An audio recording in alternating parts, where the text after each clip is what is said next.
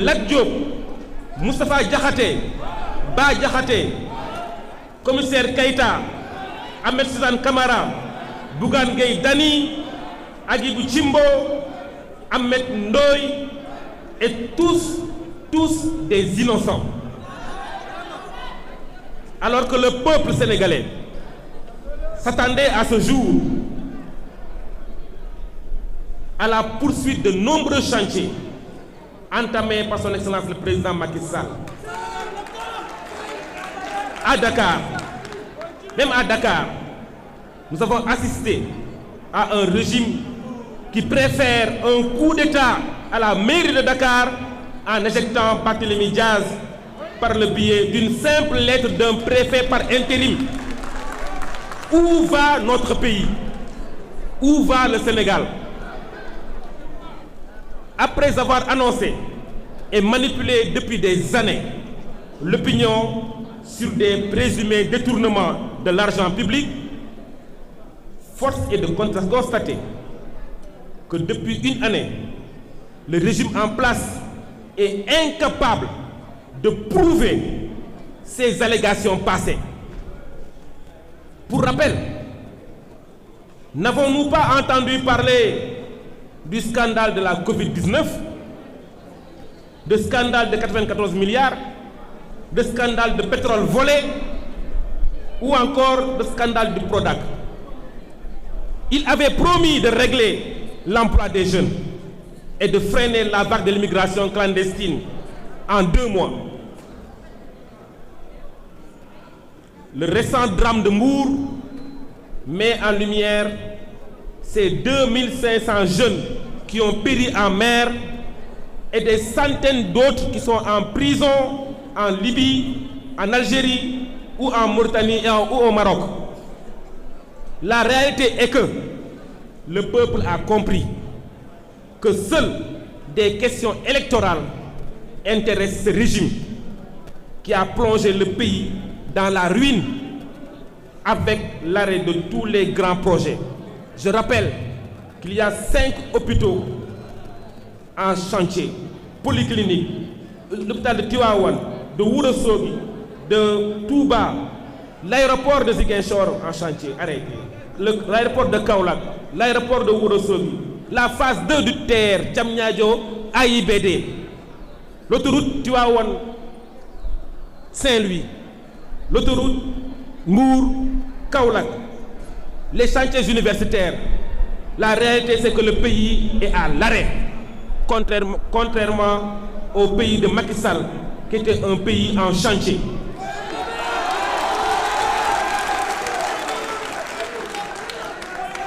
Aujourd'hui, le Fouta, comme dans certaines localités du pays, est l'une des poches de résistance face à ce régime autoritaire. Ousmane Sonko, après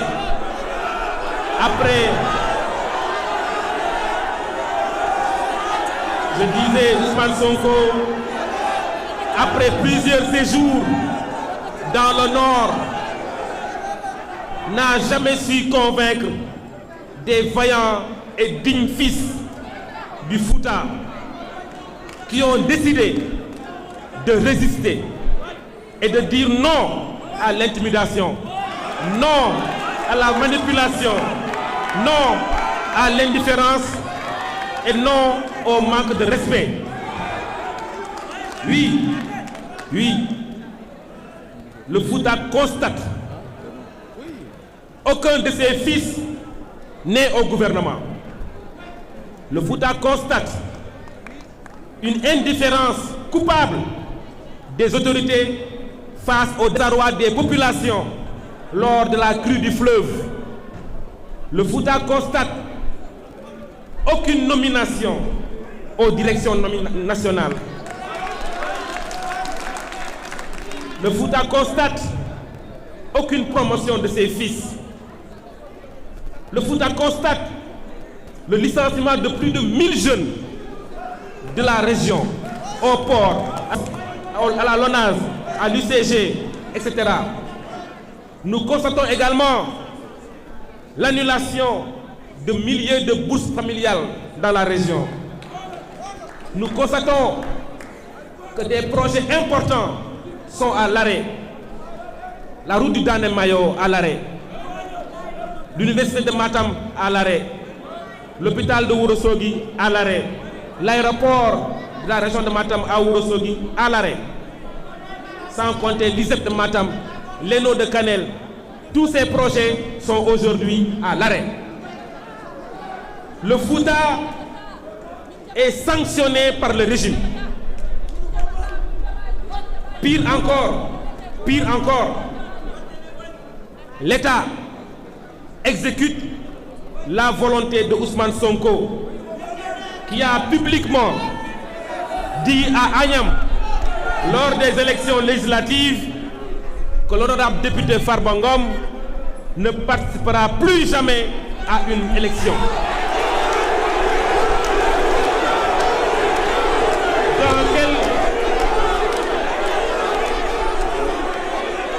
Dans quel pays sommes-nous? Dans quel pays sommes-nous? La machination politique a commencé par l'enclenchement de la procédure de levée de l'immunité parlementaire de l'honorable député Farba Ngom.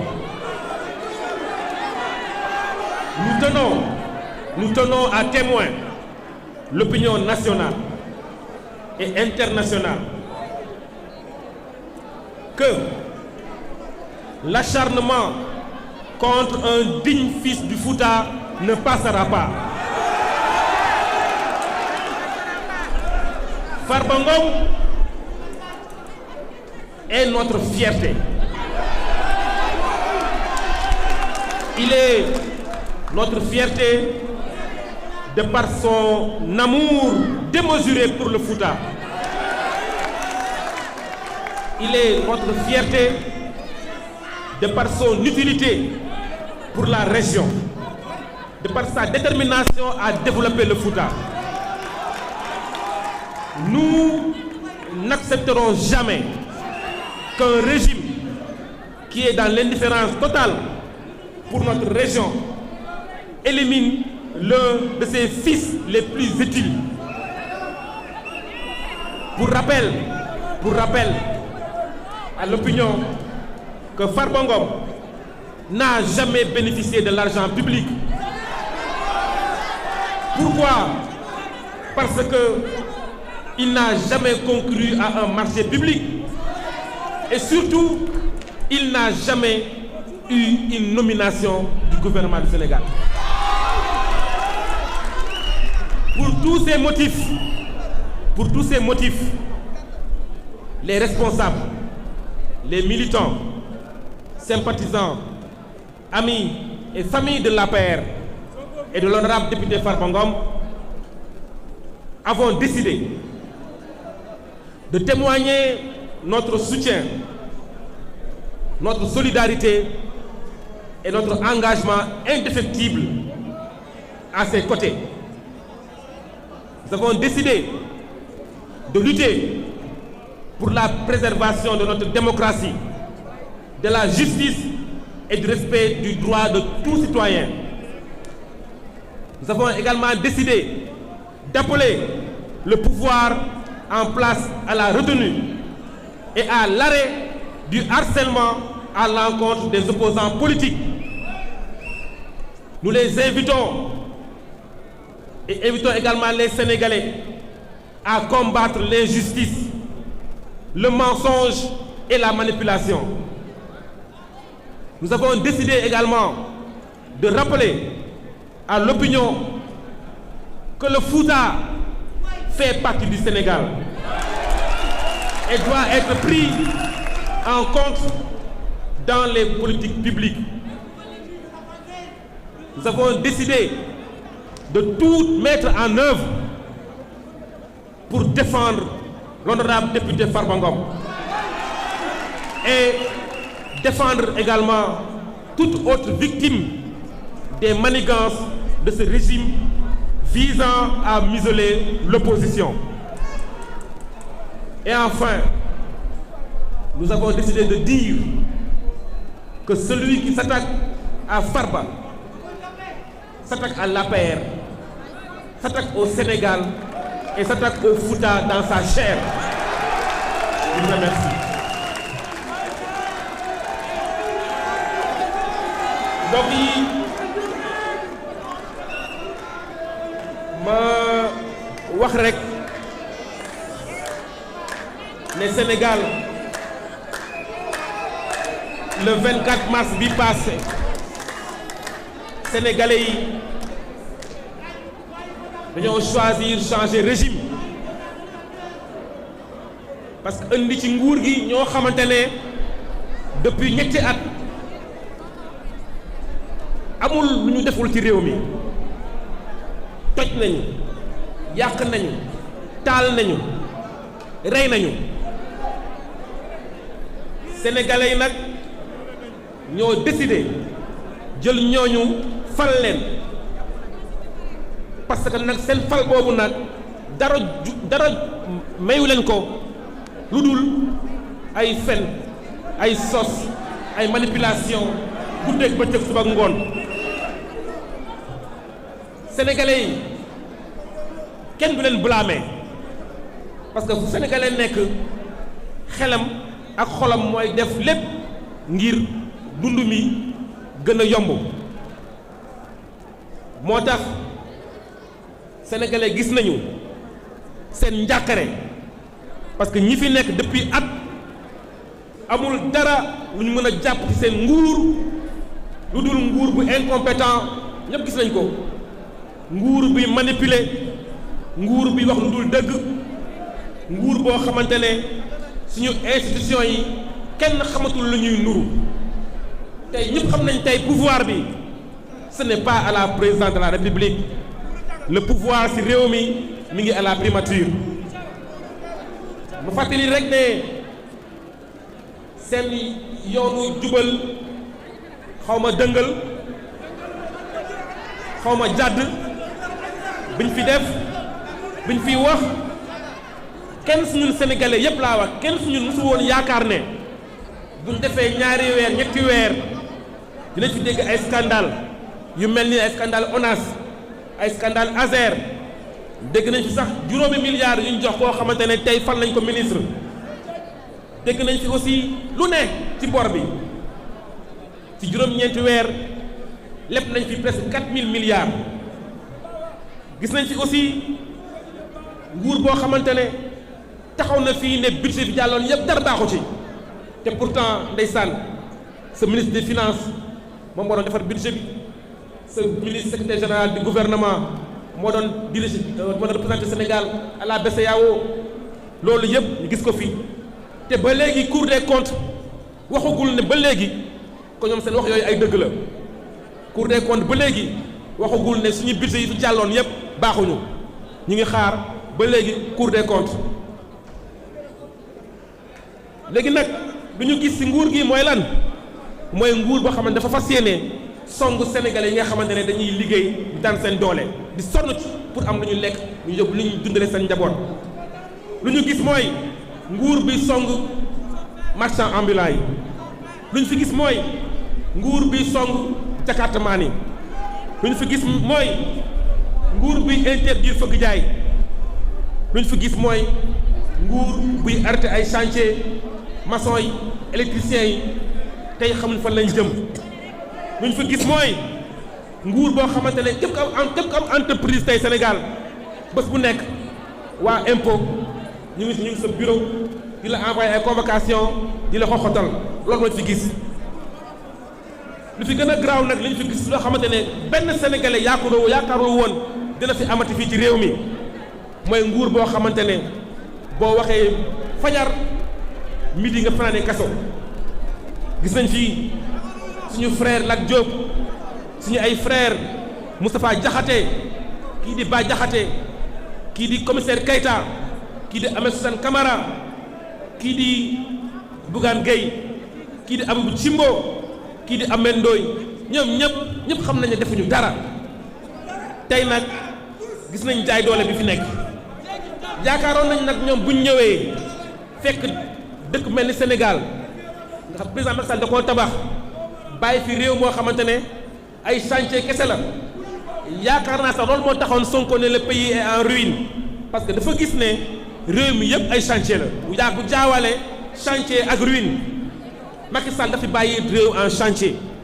ñoom bi ñëwee ba léegi chantier yëpp a taxaw plus de 5 hôpitaux ñu ngi taxaw air autoroute Tivaouane Saint-Louis ñu ngi koy xaar autoroute Mbour Kaolack taxaw TER bi nga xamante ne président Macky Sall commencé woon na liggéey bi pour mu commencé Diamniadio dem AIBD chantier dafa taxaw lu ñu gën a jaaxal mooy Dakar bi nga xam ne président Macky Sall dafa changé xar kanamu Dakar ñu gis ne ñoom ñu ñëw ñu foogoon dañuy yokk mais amul dara lu ñu def lu dul woo benn préfet jox ko adjoint am ne ko signer lettre pour dàq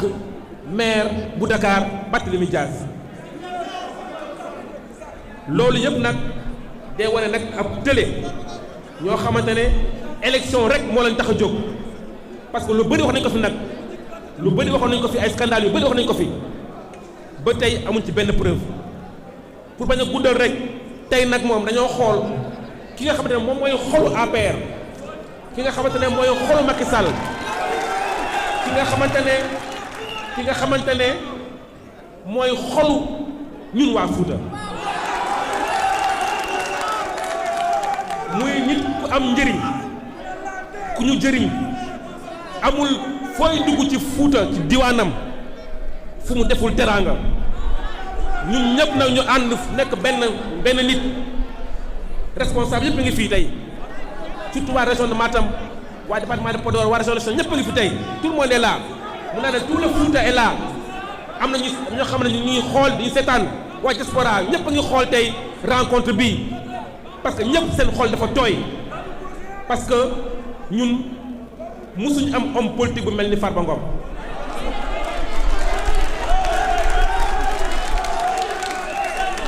ñun nag lu ñu gis Fouta lu ñu gis mooy pour la première fois dans l'histoire politique du Sénégal gouvernement ñëw amuñ ci benn ministre amuñ ci benn nomination suñu chantier yi taxaw na emploi yi amoon plus de 1000 jeunes tey ñu ngi chômage bourse familiale yi wàññi nañ ko chantier yi fi nekkoon foofu yëpp dafa taxaw ñun nag loolu lañ gis dara desewuñu nag lu dul suñu jàmbaar ji di honorable député Farba Ngom moo tax nag tey suñuy manigancé par des rapports scientifiques di manigancé pour jéem a xoxotal jàpp honorable député Farba Ngom nañ xam ne de boobaa moom xaw ma fan de wax naa ne Fouta kenn du fa des nous sommes prêts à résister nous sommes prêts à défendre honorable député Farba Ngom nous sommes prêts lu mu jar na ko jar gis nga mbokk yi bésu dee bu jotee ku ñu doo gor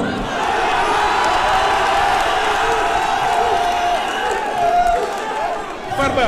pour terminer dama bëgg mu xam ne am na gannaaw tey képp ki kàngam biir APR képp ki kàngam bu ànd ak Macky Sall mi ngi fii toog wala xolam mi ngi fii pour jàppale honorable député Farba Ngom donc il ne sera jamais seul dans ce combat la jeunesse Farba vous dit et vous garantit que vous ne serez pas seul dans ce combat donc mbokk yi ma bàyyi maa leen di gërëm di leen sant ma bàyyi ñu leen jël parole di leen remercier bu baax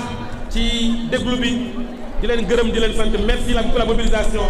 merci beaucoup.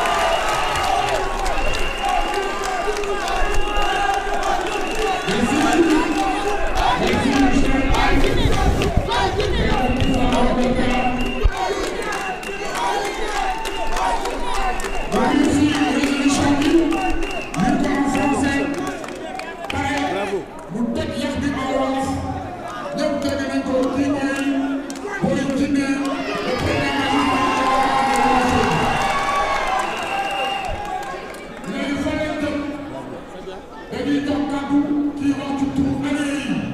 muy Mody Diagne Fada mooy wax ci turu allié yëpp.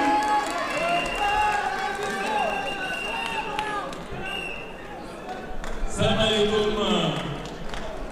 mbokki région Matam. Salaamaaleykum mbokki Alliance pour la République.